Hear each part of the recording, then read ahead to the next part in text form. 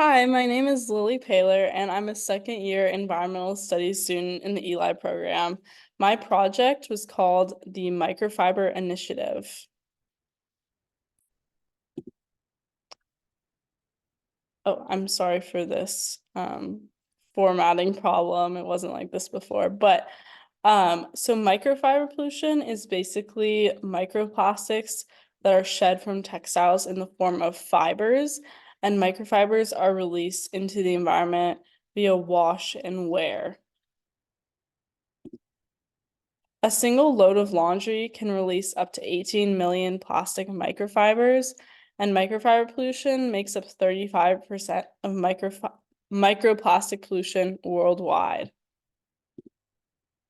Microfibers are now abundant in our air, water, food, and bodies in alarming amounts, and they've been found in practically every marine sediment in the world. So it's a huge problem. And once I learned about this, it inspired me to start the Microfiber Initiative, which is a campaign with the goal of raising awareness about microfiber pollution and inspiring policy change on a state level in California.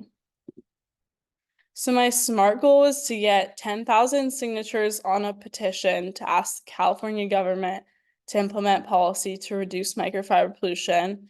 Create an Instagram with 500 people reached, write at least 2 op-eds in 2 local news outlets, and present my petition to at least one legislator at California Oceans Day in Sacramento in the spring of 2024.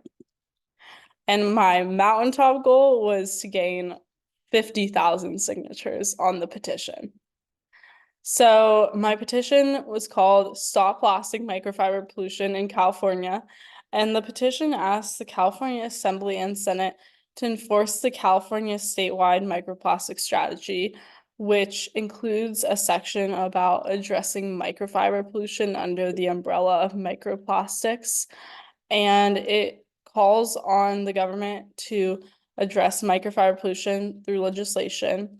And my petition loosely supports Assembly Bill 2214 mitigating microplastics, which would create an interagency working group that would be responsible for enforcing the California statewide microplastic strategy.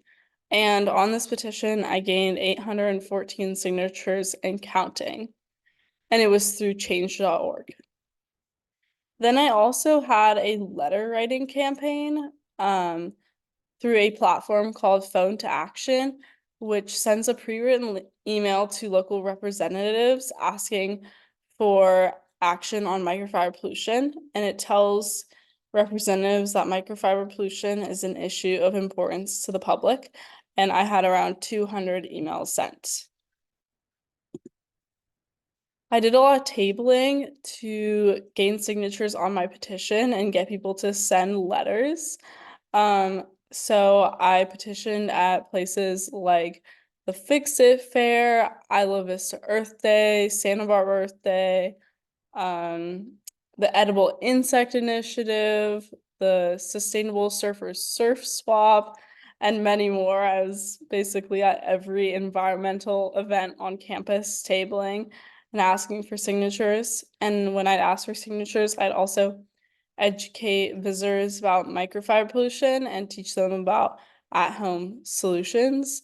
And halfway through my project, I created this little flyer that had information about my campaign, and then on the back it had information about what people can do at home to prevent microfiber pollution. And then I also had a raffle where I was raffling away a gift card, so that enticed people to sign my petition. And I also used some of my grant money to buy cookies as a prize for people who were signing my petition. So here's some pictures. The one on the left is from the Edible Insect Initiative. The middle one is from Santa Barbara Earth Day, and the one on the right is from Isla Vista Earth Day. So then I had an Instagram and I promoted my petition and letter rank campaign, and I also had a bunch of educational posts where I talked about what microfiber pollution was and gave suggestions on how to reduce it at home.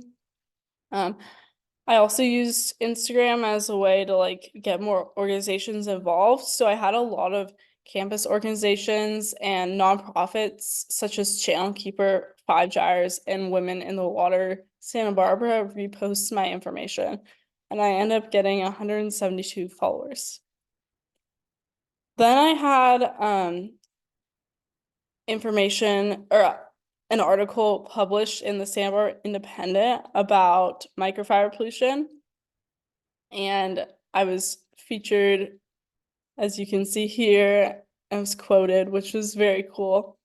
And then I'm also about to send an op-ed article to Newshawk.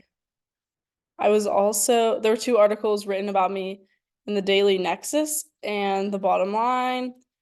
And those talked about my petition, and they also encouraged people to take action.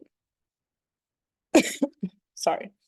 Through Instagram, I also got to be on a podcast called Elexify, the place for fashion.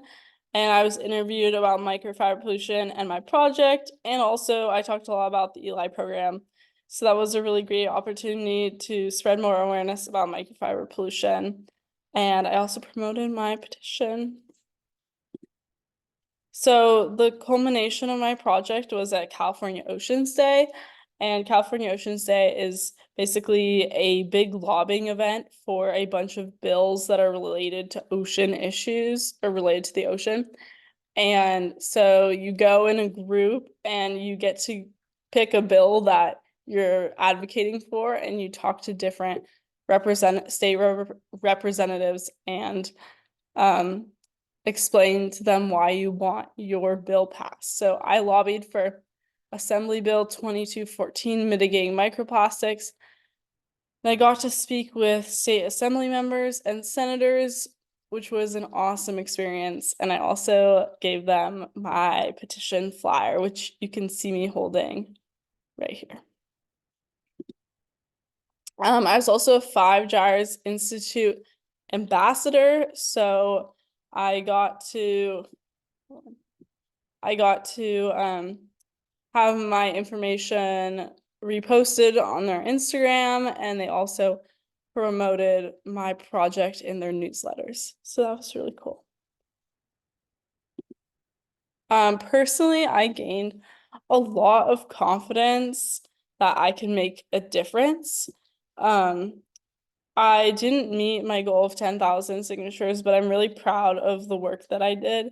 And I learned a lot about lobbying, the political process, and nonprofit work. And I learned that I'm very interested in a career in environmental policy.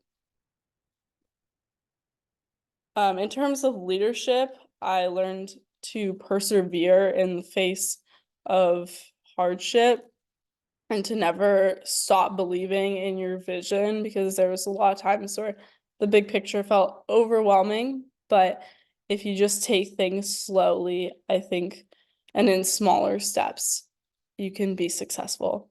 I also learned to never be afraid to ask for support or guidance, because my peers, my professors, and my mentors were my greatest asset in this project, and I couldn't have done it without them.